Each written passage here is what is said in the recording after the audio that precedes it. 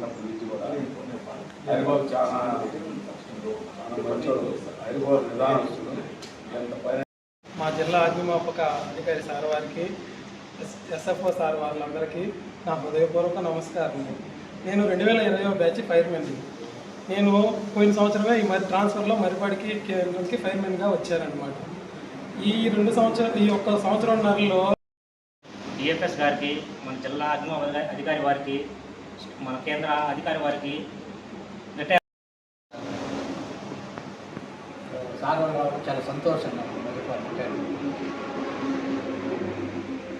అంటే హరిబాబు కూడా 5 days బిఫోర్గా promotion ఇవ్వడం చాలా సంతోషం. వాళ్ళకి ఆరోగ్యంగా రిటైర్డ్ అవుతున్నారు. ఇప్పుడు చాలా కష్టం ఉంది, బీపీలు, షుగర్లు, జబ్బులు లేకుండా రిటైర్ చాలా సంతోషంగా ఉంది. వాళ్ళ కుటుంబానికి ఆయురాన్ని ఐశ్వర్యాన్ని నేను కోరుకుంటున్నాను. గారికి మరియు మా జిల్లా అధికారి గారికి తల వంచి నమస్కారాలు తెలియజేసుకుంటున్నాము. మరియు మా స్టేషన్ ఆఫీసర్ గారికి మరియు మా సిబ్బందికి అందరికీ ధన్యవాదాలు తెలియజేసుకుంటున్నాము. మా ఎల్లప్ప అయినటువంటి జయ వెంకటేశ్వర గారికి కూడా నమస్కరించి ఈ సభాముఖంగా ముఖ్యంగా ఏంటంటే నేను 93 బ్యాచ్లో ఫస్ట్ ఫైర్మెన్గా జాయిన్ అయ్యాను. తర్వాత డ్రైవర్ ఆపరేటర్ అయ్యాను. ఆ తర్వాత ఇప్పుడు 33 సంవత్సరాల్లో లాస్ట్న ఒక 4 రోజులు మాత్రం ఎస్ఎఫ్ఓగా ఆ దేవుడి వల్ల మా అధికారుల యొక్క చొరవ వల్ల నేను ఎస్ఎఫ్ఓగా అయ్యాను. అయితే ఏదైనా మామూలుగా ఈ సర్వీస్లో ఉన్నప్పుడు ఎక్కువగా అంటే కష్టపడే మనస్తత్వం ఉంది. కాకపోతే ఇప్పుడు ఇచ్చే బ్యాచ్ ఏంటంటే మేము వాళ్ళని బాగా చూసుకుంటున్నాము. మన అనే బాధ లేకుండా అందరూ ఒకటి కలిసిమెలిసిగా చేసుకుంటున్నాము. కాబట్టి ఒకటి ఏంటంటే మనం గమనించాల్సింది, మన సర్వీస్ అనేది 5 ఏళ్ళు కలిస్తేనే పిడికిలి. అది గమనించాలని చెప్పి నేను కొత్త పిల్లలకి తెలియజేసుకుంటా ఉన్నాను. పోతే నేను అధికారులకి చాలా రుణపడి ఉంటానని చెప్పి ఈ సభాముఖంగా తెలియజేసుకుంటూ నాకు ఈ అవకాశం ఇచ్చినందుకు అందరికీ ధన్యవాదాలు తెలియజేసుకుంటాను. శ్రీనివాస రెడ్డి సార్ గారికి, ఈ కేంద్ర అధికారి రఘునాథ్ రెడ్డి సార్ గారికి, ఈరోజు రిటైర్ కాబోతున్నటువంటి హరిబాబు గారికి, మరియు ఆత్మకూరు అగ్నిమాపక అధికారి బాలాజీ గారికి, నెల్లూరు దీపగర్ ఆఫీస్ జూనియర్ అసిస్టెంట్ గారికి, హరిబాబు బంధుమిత్రులకు, నాతోటి పనిచేస్తున్నటువంటి నా సహచర సిబ్బందికి నా యొక్క ప్రత్యేక ధన్యవాదాలు. నేను 1993లో ఫైర్మెన్గా సర్వీస్ని జాయిన్ అయినాను. 1/7/2019కు లీడింగ్ ఫైర్మెన్గా ప్రమోషన్ పొంది గూడూరులో సర్వీస్ నిర్వహించాను. ఇక్కడికి వచ్చి 4 years బ్యాక్ ఈ కేంద్రానికి రావడం ఏంటి సార్. ఇక్కడికి వచ్చిన తర్వాత నాకు మా అమ్మాయి పెళ్ళి జరిగింది సార్. ఆ సందర్భంలో మన డిఎఫ్ఓ గారు అది అప్పుడును ప్లస్ నాకు బాగాలేనప్పుడు కూడా అడిగిన వెంటనే కరెంట్ శాంక్షన్ చేసి నాకు చాలా సహాయం చేశారు సార్. ప్రత్యేకించి మాకు అవార్డులు వచ్చేదానికి కూడా, సేవా పథకం వచ్చేదానికి కూడా చాలా సహాయం చేశారు సార్. మీ అందరికీ చాలా రుణపడి ఉంటాను సార్. నేను కేంద్ర అధికారి రఘునాథ్ రెడ్డి గారు, ఆత్మకూరు ఫైర్ ఆఫీసర్ బాలాజీ గారు, మరియు ఈరోజు రిటైర్ కాబోతున్నటువంటి మరో SFO Rapur, retired fire officers, retired fire service personal and Sharif junior estate అందరికీ నా నమస్కారం. సాధారణంగా ఎవరైనా ఉద్యోగం టౌన్లో చేయాలనుకుంటారు, ఎందుకంటే నలుగురు కనబడుతుంటారు. అందులో వర్క్ కూడా అందరితో కలిసి బాగా చేయవచ్చు. మరిపాడు అనగానే ఏదో అడవలేక పోతున్నట్టుగా, పబ్లిక్కి దూరంగా ఉన్నట్టుగా నా ఫీలింగ్ వస్తుంది. కానీ తప్పదు, ఎందుకంటే మనం ఉండేది పబ్లిక్ సర్వీస్లో ఉంటుంది. మనమే ఆ విధంగా అనుకుంటే మరి ఇక్కడ నివసించే ప్రజలకి రక్షణ ఎవరు? కాబట్టి అఫ్కోర్స్ నా కేడర్లో నేను పెద్దగా ట్రాన్స్ఫర్స్ కాలేదు, కానీ అయినప్పటికీ నేను ఏ రోజు కూడా ట్రాన్స్ఫర్ విషయంలో నేను ఇక్కడ చేయను అన్న సందర్భం లేదు. ఎందుకంటే ఎక్కడైనా ఉద్యోగం ఎడవ చేయి ఎక్కువ వాడమని చెప్పి మనం ఆ చేయి తీసేసుకుంటాం. కరెక్ట్ కాదు. మన ఉద్యోగం అన్నప్పుడు మీకు ఒక చిన్న విషయం చెప్తాను. నేను 2002లో గ్రూప్ 1లో టాపర్ను అయినా కూడా ఫైర్ సర్వీస్ తీసుకొని ఇంకేదైనా వేరే పెద్ద చదువులు లేదు చదువుదామన్న ఐడియాతో ఫైర్ సర్వీస్లో అయితే వర్క్ ఉండదని తీసుకున్నాను. ఆ సందర్భంలో విజయవాడలో నాకు పోస్టింగ్ వస్తే మా ఫైర్ సర్వీస్ యాక్ట్ ఆ బుక్ తయారు చేసేటప్పుడు మా డీజీ గారు నన్ను పిలిచేవాడు. మళ్ళీ దీనికి రూల్స్ యాక్ట్ వచ్చింది కానీ దానికి రూల్స్ లేవు అని 2005లో మమ్మల్ని విజయవాడ నుంచి హైదరాబాద్ పిలిపించేవాడు. ఆ పిలిపించే సందర్భంలో సూర్యాపేటలో ఫైర్ ఆఫీసర్ ఉండేవాడు. ఆయన వెళ్ళేటప్పుడు ఏదో కర్టసీగా డిఎఫ్ఓ గారు వెళ్తున్నారు కదా అని సూర్యాపేట నుంచి హైదరాబాద్కి విజయవాడకి కరెక్ట్ మధ్యలో వచ్చినప్పుడు రండి సార్ అని చెప్పి ఒక రూమ్ పెట్టి గెస్ట్ హౌస్ పెట్టి R&B గెస్ట్ హౌస్ ఒక ½ గంట అక్కడ ఉండి టీ తాగి లేదా కూల్ డ్రింక్ తాగి వెళ్ళేవాడు. ఇది సందర్భం. ఇది 2005. 2009లో ఏమైందంటే నాకు రీజనల్ ఆఫీసర్గా ప్రమోషన్ వచ్చింది. సో విజయవాడలో డిఎఫ్ఓగా పనిచేస్తూ నేను తర్వాత వైజాగ్ ట్రాన్స్ఫర్ అయ్యాను. వైజాగ్ నుంచి ప్రమోషన్ మీద మళ్ళీ విజయవాడ కార్పొరేషన్కి వచ్చాను. ఆ సమయంలో నాకు ఎవరైతే fire officer cool drinks tea ఇచ్చేవాడు అతను రీజనల్ ఫైర్ ఆఫీసర్ అయ్యి హెడ్ ఆఫీస్లో కూర్చున్నాడు. చాలామంది చెప్పారు, సార్ మీరు పోయి డీజీని అడగండి, మీరు సీనియరు మెరిట్. ఆయన ఫైర్ ఆఫీసర్ నుంచి RFO అయ్యాడు. నేను డైరెక్ట్ డిస్ట్రిక్ట్ ఫైర్ ఆఫీసర్. ఆయన ఫైర్ ఆఫీసర్ అంటే ఫైర్ ఆఫీసర్గా చేసి మళ్ళీ ADFOగా చేసి మళ్ళీ DFOగా చేసిన తర్వాత ఎక్స్పీరియన్స్ వచ్చిన తర్వాత రాదు. నాకంటే తక్కువ ఎక్స్పీరియన్స్ నేను చెప్పాను. నాకు విజయవాడ ఇచ్చాడు కదా, మళ్ళా విజయవాడ అంటే విజయవాడ కార్పొరేషన్ లిమిట్స్ వరకే, అంటే ఒక 10 కిలోమీటర్ల రేంజ్ ఉంటుంది. అదే హెడ్ ఆఫీస్లో RFO అంటే 6 జిల్లాలు. అంటే ఇక్కడ ఎందుకు చెప్తానంటే అధికారం అని అంటే నేను అధికారం కోసం రాలేదా, సర్వీస్ కోసం వచ్చి నేను విజయవాడలోనే ఉంటాను అని చెప్పాను. 2009, 2010, 2011 వరకు నన్ను హెడ్ ఆఫీస్కి రానివ్వాలి. అంటే ఎందుకని ఒక రకంగా చెప్పాలంటే నేను కూడా ప్రయత్నించాల, నేను అడగలేదు. అడగనప్పుడు ఎవరు ఎందుకు అడగలేదు అని అంటే ఇస్తారు వాళ్ళే అని. లాబింగ్ చేయించాలంటే 5 నిమిషాల పని, నేను చేయలేదు. ఇంకా ఘోరం ఏంటంటే అప్పుడు నేను చేసేటప్పుడు విజయవాడలో మా మిస్సెస్ డాక్టర్ ఆమె రైల్వేలో చేశారు. ఆమె హైదరాబాద్ ట్రాన్స్ఫర్ అయ్యింది. నేను ఒక్కడిని విజయవాడలో కొన్ని రోజులు ఉన్నాను. ఆ తర్వాత నన్ను తిరుపతి ట్రాన్స్ఫర్ చేశారు. అయినా అక్కడి నుంచి రోజు వెళ్ళేవాడిని. కానీ నేను ఒకసారి వెళ్ళి కలిసా డీజీ, సార్ ఇట్లా మిస్సెస్ రైల్వేలో చేస్తుంది, నాకు హైదరాబాద్ ఇప్పించండి అంటే అప్పుడు ఈ సోకాల్డ్ ఫైర్ ఆఫీసర్ ఎవరైతే ఉన్నారో అతను ఉన్నాడు, నేను మెరిట్ సార్ అని. అవునా, ఆ లోపల వాళ్ళు ఏంటంటే హోమ్ మినిస్టర్ దగ్గర రికమెండ్ చేయించి, లేదు ఇతను ఇక్కడే ఒక 1 year ఉంచండి, అతన్ని ఒక 1 year ఉంచండి. ఎంత కష్టమో చూడండి. అయినా నేనే ఫీల్ అవ్వలేదు, ఎందుకంటే ఇది సర్వీస్. ఈరోజు కాకపోతే రేపు మనం మంచి పొజిషన్కి వస్తాం, వెయిట్ చేయాలి. అటువంటి పరిస్థితుల్లో వచ్చాము. ఆ డీజీని 2011లో తిరుపతికి వచ్చి ఆయన తీసుకోపోయి హోమ్ మినిస్టర్కి లెటర్ ఇచ్చి ఇతన్ని వైజాగ్ తిరుపతి నుంచి హెడ్ ఆఫీస్ ట్రాన్స్ఫర్ చేయండి అని చెప్పి ట్రాన్స్ఫర్ ఆర్డర్ వచ్చేదాకా అక్కడ ఉండే రీజనల్ ఆఫీసర్ కూడా తెలియదు. అంటే మనం మంచిగా ఉంటే మనకు హెల్ప్ చేసే వాళ్ళు కూడా ఉంటారు. అయితే అంతవరకు పేషెంట్స్ అవసరం. అటువంటి పరిస్థితుల్లో హెడ్ ఆఫీసులో చేస్తూ ఇప్పుడు డైరెక్టర్ స్థాయికి మనం ఎదిగేవాళ్ళంటే మనం డిసిప్లిన్గా ఉండటం, మన పేషెంట్స్ ఓర్పు నిబద్ధత కలిగి ఉండటం, ఇవన్నీ రిటైర్ అయిన వాళ్ళ గురించి వాళ్ళలో ఉన్న మంచి లక్షణాల గురించి మనం నేర్చుకోవాలి.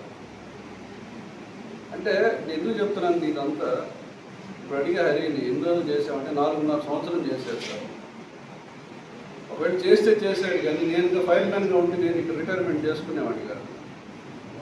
ఏదో నెల్లూరులో అందరినీ పిలుచుకొని చేసేవాడిని. కానీ ఆయనకి చూడండి, ఇక్కడ నా ఫైర్ స్టేషన్లో ఇద్దరు వచ్చినా కూడా చాలు, నేను ఫైర్ స్టేషన్లోనే చేసుకోవాలి అన్న ఫీలింగ్ నిజంగా ఆయన నేను అభినందిస్తున్నాను.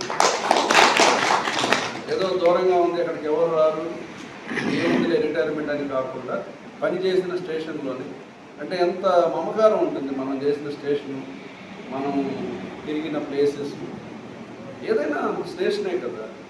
నెల్లూరులో ఉంటే కొంచెం అధికారం లేనంత మాత్రాన మనం వచ్చింది సర్వీస్ కోసం, అంత మాత్రాన సర్వీస్ చేయకుండా పోతాం. అధికారం ముఖ్యం కాదు, ప్రజల సేవ ముఖ్యం. దాన్ని దృష్టిలో పెట్టుకుని ఆయన ఈరోజు ఇక్కడే నిన్న సాయంత్రం వచ్చి చెప్పారు. నేను అనుకున్నాను నెల్లూరులో ఈరోజు ఒక అతను రిటైర్ అవుతున్నాడు కదా, ఆయన నెల్లూరులో పెట్టి మీరు కూడా చేసుకోవచ్చు కదా అనుకున్నాను. కానీ అది కూడా ఒక అందరికి మంచిదే. స్టేషన్ కూడా మనం చూసినట్టు ఉంటుంది. వాళ్ళకి ఎంత అభిమానం లేకపోతే స్టేషన్లో ఆయన చేసుకోవాలనుకుంటారు అని నేను అనుకొని ఈరోజు నేను రొట్టెల పండుగ సందర్భంగా ఊరికే చాలా రోజుల నుంచి చాలా సంవత్సరాలు అయింది నేను రొట్టెల పండుగకి వచ్చి. సొంత ఊరు నెల్లూరు అయినా కూడా మనం వెళ్ళలేదని వచ్చాను. సందర్భంలో వీళ్ళు ఈరోజు రిటైర్ అవుతున్నారని తెలిసింది. సాయంత్రం వస్తే నేను చెప్పాను ఖచ్చితంగా వస్తాను నేను చెప్పి ఈరోజు ఇక్కడ రావటం వీళ్ళ ద్వారా ఈ స్టేషన్ మరొకసారి నేను ఎప్పుడు లాస్ట్ టైం వచ్చాను, మళ్ళీ రెండోసారి వస్తున్నాను. పబ్లిక్కి మనం సర్వీస్ చేసే కార్యక్రమంలో ఎప్పుడూ మనం ముందుండాలి. వెంకటేశ్వర గారి గురించి నాకు పెద్దగా పరిచయం లేదు. జనరల్గా మా క్యాడర్లో వీళ్ళు ఎల్లప్పుడూ వాళ్ళు మా దాకా రారు.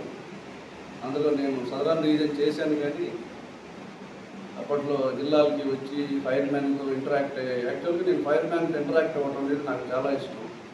ఆఫీసర్ల కంటే నేను ఎక్కువ, ఎందుకంటే మా డిపార్ట్మెంట్లో fireman, leading fireman, fire officers are wheels and eyes of the department. ఈరోజు మనం ఇంతమంది ఖాళీగా కూర్చోమన్నామంటే బయట స్టేషన్లో చాలామంది ఫైర్ కాల్స్లో ఉంటారు.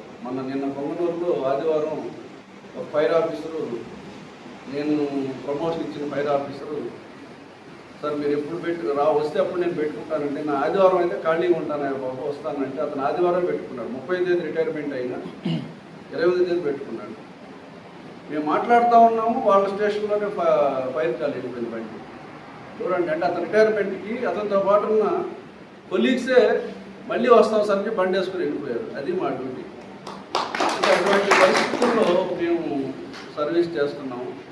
ఇకపోతే మాకు మంచిగా పనిచేసే ఆఫీసర్లు, హెడ్ కానిస్టేబుల్స్ ఉన్న వాళ్ళు ప్రమోషన్స్ మేము ఎందుకు ఇవ్వలేకపోతున్నామంటే కొన్ని అడ్మినిస్ట్రేటివ్ కన్స్ట్రెంట్స్. 180 ఫైర్ స్టేషన్లు, వాటిలో 90 మంది పోలీస్ రిక్రూట్మెంట్ ద్వారా వస్తారు. మిగతా 90 మందికి 45 మంది హెడ్ కానిస్టేబుల్స్, 45 మందికి డ్రైవర్ ఆపరేటర్స్కి ప్రమోషన్ ఇవ్వాలి. అది గవర్నమెంట్ రూల్. అయితే గవర్నమెంట్ రూల్ ప్రకారం లీడింగ్ హెడ్ కానిస్టేబుల్ రిటైర్ అయితే హెడ్ కానిస్టేబుల్కే ఇవ్వాలి ఫైర్ ఆఫీసర్, డ్రైవర్ రిటైర్ అయితే డ్రైవర్కే ఇవ్వాలి. ఇప్పుడు ఏమవుతుందంటే స్టేషన్లో ఎక్కువ మంది స్టేషన్స్లో లీడింగ్ ఫైర్ మ్యాన్లు త్వరగా రిటైర్ అయిపోతుంటారు. ఇంకో హెడ్ కానిస్టేబుల్కి లీడింగ్ ఫైర్ మ్యాన్ అంటే హెడ్ కానిస్టేబుల్ మాకు. అందువల్ల ఏమవుతుందంటే హెడ్ కానిస్టేబుల్ క్యాడర్కి తక్కువ ప్రమోషన్స్ వస్తాయి. అదే డ్రైవర్ అనుకోండి, వాళ్ళు ఒకేసారి డైరెక్ట్ రిక్రూట్మెంట్లోనే వాళ్ళు హెడ్ కానిస్టేబుల్తో ఈక్వల్ వాళ్ళ పే ఆఫ్ స్కేల్. కాబట్టి హరిబాబు గారు తెలివిగా ఫైర్ మ్యాన్ నుంచి ఆయన గమనించి డ్రైవర్ అయిపోయాడు. వెంకటేశ్వరరావు అక్కడే ఉండి యాక్చువల్గా మాకు డ్రైవర్కి ప్రమోషన్ ఇవ్వడంలో గవర్నమెంట్ ఉద్దేశం కూడా ఎవరైతే ఫైర్ మ్యాన్ నుంచి డ్రైవర్ అవుతారో వాళ్ళకి ప్రమోషన్ ఇవ్వాలని. కాలక్రమేణా అది మరుగున పడిపోయి ఫైర్ మ్యాన్లు ఎవరు అసలు డ్రైవర్గా రాకుండా డైరెక్ట్ డ్రైవర్లకే ప్రమోషన్ ఇచ్చే పరిస్థితి ఏర్పడింది. సో డ్రైవర్గా ఉండేవాళ్ళు మాకు స్టేషన్లో చాలా ముఖ్యం. ఎందుకంటే ఇద్దరు బండి మీద ఎక్కిన డ్రైవర్ తీసుకెళ్ళిపోతే అక్కడ ఉన్న మనుషులతో కూడా మేము ఫైర్ ఫైటింగ్ చేయొచ్చు. అదేవిధంగా లీడింగ్ ఫైర్మెన్ వెంకటేశ్వరరావు వీళ్ళు చెప్పారు మంచి డిసిప్లిన్ అని, అది అవసరం కూడా. ముఖ్యంగా మా డిపార్ట్మెంట్లో చాలామంది నేను జాయిన్ అయినప్పుడు నేను 10th స్టేట్ ర్యాంక్. అరే నువ్వు ఫైర్ సర్వీస్ ఎందుకు చేరేవాళ్ళని మా ఫ్రెండ్స్ అందరూ, కొంతమంది అమెరికాలో ఉన్నారు, కొంతమంది తెలంగాణకి వెళ్ళిపోయారు. ఏమేమి ఫైర్ సర్వీస్ డిపార్ట్మెంట్ కాదండి అంటే ఇది గవర్నమెంట్ ఉద్యోగం అనగానే ఆదాయం వస్తుందా లేదా, సర్వీస్ చేసేదానికి ఆదాయంతో సంబంధం.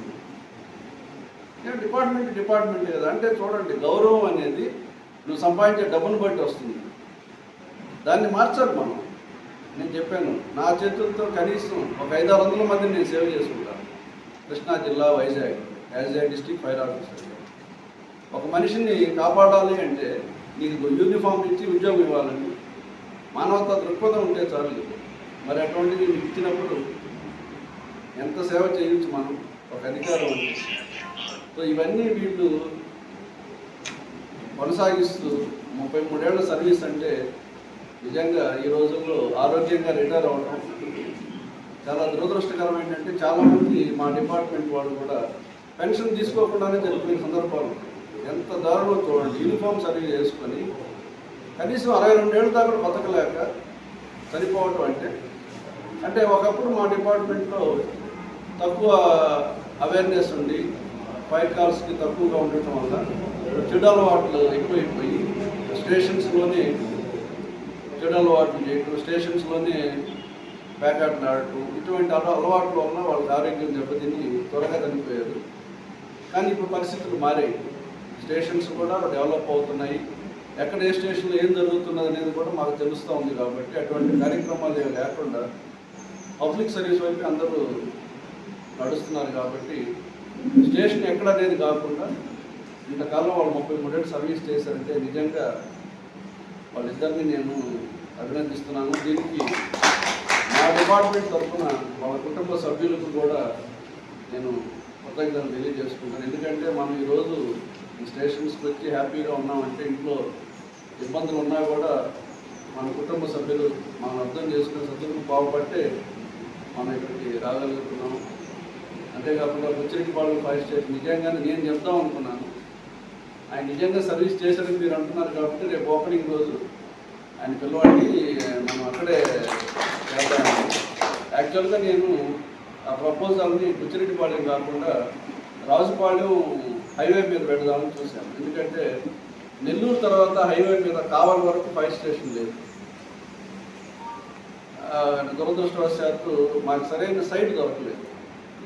ఆ సందర్భంలో బుచ్చిరెడ్డిపాళెంలో సైట్ ఉంది అని అంటే మళ్ళీ ఆ కన్స్ట్రక్షన్ వెళ్ళిపోతుందని చెప్పి ఉద్దేశంతో దాన్ని అక్కడ నిర్మాణం చేయడం జరిగింది. ఏదైతే మనకు ఫైర్ స్టేషన్ అనేది వస్తుంది కాబట్టి అది కూడా ఈ సంవత్సరంలోనే దాన్ని ప్రారంభోత్సవం చేసుకుంటాము.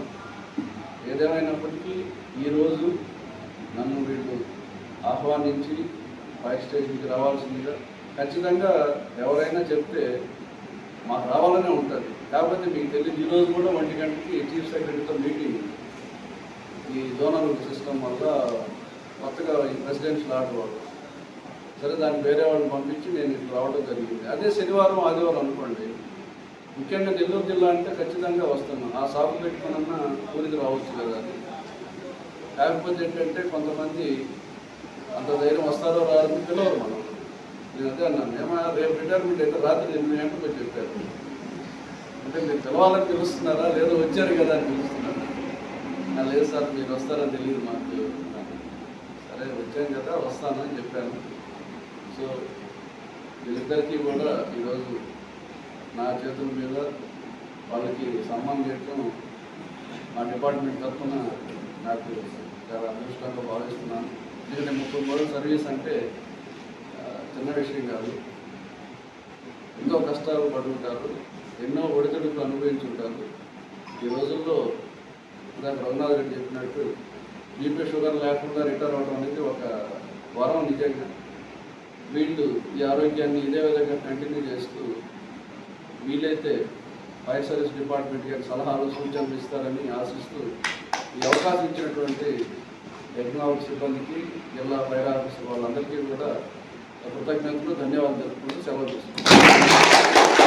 కేంద్ర అధికారి రఘునాథ్ రెడ్డి గారు, ఆత్మకూరు ఫైర్ ఆఫీసర్ బాలాజీ గారు, మరియు ఈరోజు రిటైర్ కాబోతున్నటువంటి మరో ఎస్ఎఫ్ఓ రాపూర్ మన రాష్ట్ర director of fire services PS sir గారికి, అలాగే మన జిల్లా అగ్నిమాపక కేంద్రాధికారులైన బాలాజీ గారికి, మన మరిపోడు ఫైర్ ఆఫీసర్ గారికి, సన్మాన గ్రహీతలు ఇద్దరు కూడా వీరందరికీ కూడా నమస్కారాలు. ఈరోజు మాకు యాక్చువల్ చాలా హ్యాపీగా ఉంది. ఎందుకంటే రిటైర్ అయిన వాళ్ళని గౌరవిస్తూ ఒక డైరెక్టర్ గారు కేంద్రం రావడం అనేది ఈ మధ్యకాలంలో ఇక్కడ జరగలేదు. ఆనంద పడాల్సినటువంటి పరిస్థితి. ఎందుకంటే వాళ్ళ సర్వీస్కి రెస్పెక్ట్ ఇస్తూ పెద్దలు అర్పించి రావడం అనేది మా జిల్లా తరఫున మీకు అయితే ఇప్పుడు సన్మాన భేదంతో వాళ్ళతో నాకు ఉన్నటువంటి పరిచయాలు ఏంటంటే, ఫస్ట్ హరిబాబు మేమిద్దరం కూడా, నేను ఫైర్ ఆఫీసర్గా, ఈయన ఇన్స్ట్రక్టర్గా ఒక బ్యాచింగ్ ట్రైనింగ్ ఇచ్చున్నాం. అంతేనా? ఒంగోలులో ఈ 2011 బ్యాచ్ కదా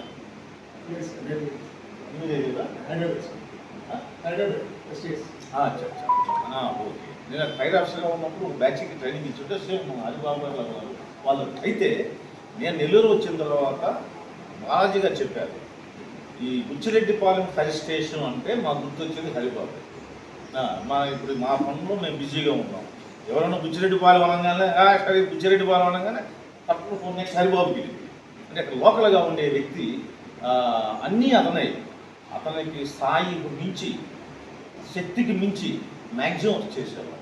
మున్సిపల్ వాళ్ళతో కానీ లైసెన్స్ పెట్టుకోవడం, ఓపెనింగ్లో కూడా చాలా ఎక్కువగా వర్క్ చేయటం, ఆ కాంట్రాక్టర్తో బాగా లైజనింగ్ ఉండటం.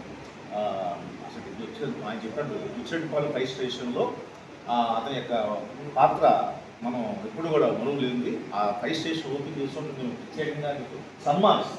దాంట్లో మీ సేవలు ఆ రోజుగా మళ్ళీ మనం చేసుకుంటాం. అలాగే వెంకటేశ్వర గారితో నాకు డైరెక్ట్గా సంబంధాలు లేవు. నేను ఒక్కసారి ఒకసారి మాట్లాడాను. అయితే ఆయన ఫైనాన్షియల్ అన్నారు, నేను పెద్ద వ్యవసాయవేత్తగా అనిపించింది నాకు. నేను కూడా గ్రామీణ ప్రాంతం నుంచి రావడం, అగ్రికల్చర్ ఫ్యామిలీ నుంచి రావడం వల్ల ఆయన పర్సనాలిటీ చూస్తే నాకేదో అనిపించి ఉన్న వ్యవసాయం నుంచి 2-3 మాట్లాడితే ఆయన ఒక 100 మాటలు వెరీ గుడ్. అంటే దీంతో నాకు ఇంకా ఇంటరాక్షన్ అంటే బాగుండేది. ఆ వ్యవసాయం నుంచి బాగా తెలుసుకున్న సరే ఏదేమైనా చాలా మంచి వాళ్ళు, చాలా సౌమ్యులు, మృదు భాష ఇద్దరు కూడా. ఇంకోటి మనం కొన్ని సందర్భాల్లో నేను ఏమన్నా ఒక పప్పన్నా వాళ్ళు కూడా దాన్ని ఏమంటే సీరియస్గా తీసుకుంటున్నారు. చాలా ముందుగా ఉండటం అనేది అది అందరికీ వచ్చేటువంటి పరిస్థితి కాదు. మనం వాళ్ళ దగ్గర నుంచి నేర్చుకోవాల్సింది కూడా అదే. ఎందుకంటే అందరపడే ఒక మాట అనడం అనేది ఈజీ, దాన్ని కంట్రోల్ చేసుకొని మళ్ళా మామూలుగా ఉండటం అనేది అది బై బర్త్ రావాలి లేదా బై ప్రాక్టీస్ రావాలి. కాబట్టి వీళ్ళిద్దరికి కూడా చాలా దాన్ని ఏమంటారంటే భగవంతుడు ఆయురారోగ్య ఐశ్వర్యాలు కుటుంబం, పిల్లలు, మనవరాలు అందరూ బాగుండాలని మా జిల్లా కోరుకుంటూ నాకు అవకాశం ఇచ్చింది. అగ్నిమాపక కేంద్రంలో మా సిబ్బంది ఇద్దరు రిటైర్ అయ్యారు. ఒకరు హెడ్ కానిస్టేబుల్ జె వెంకటేశ్వర్లు, ఇంకో ఆయన రాపూర్ ఫైర్ ఆఫీసర్గా ప్రమోషన్ పొంది గతంలో 4.5 సంవత్సరాలు ఇక్కడ పనిచేశాడు. ఆ ఉద్దేశంతో ఆయన కూడా ఇక్కడే రిటైర్మెంట్ ఫంక్షన్ జరుపుకోవటం వల్ల ఈరోజు మేము ఇద్దరి రిటైర్మెంట్ ఫంక్షన్ని జరిపేదానికోసం ఇక్కడ రావడం జరిగింది. నిన్న రొట్టెల పండుగ సందర్భంగా నెల్లూరుకి వచ్చినప్పుడు ఈరోజు ఇక్కడ రిటైర్మెంట్ ఫంక్షన్ అని తెలుసుకొని మా డిపార్ట్మెంట్లో 33 ఏళ్ళు సర్వీస్ చేసి ఈరోజు రిటైర్ అయిన సందర్భంగా వాళ్ళకి మా డిపార్ట్మెంట్ తరఫున కృతజ్ఞతలు, ధన్యవాదాలు తెలుపుకుంటూ వాళ్ళు శేష జీవితం, రిటైర్మెంట్ జీవితం సంతోషంగా ఆరోగ్యంగా గడపాలని వాళ్ళని మేము దేవుణ్ణి ప్రార్థిస్తూ వాళ్ళకి ఈరోజు సన్మానం జరుపుకోవడం జరిగింది. ఈ అవకాశం ఇచ్చినటువంటి అగ్నిమాపక సిబ్బందికి, కేంద్రాధికారికి, జిల్లా అగ్నిమాపక అధికారికి అందరికీ కూడా రాష్ట్ర అగ్నిమాపక శాఖ తరఫున కృతజ్ఞతలు తెలియజేస్తున్నాను.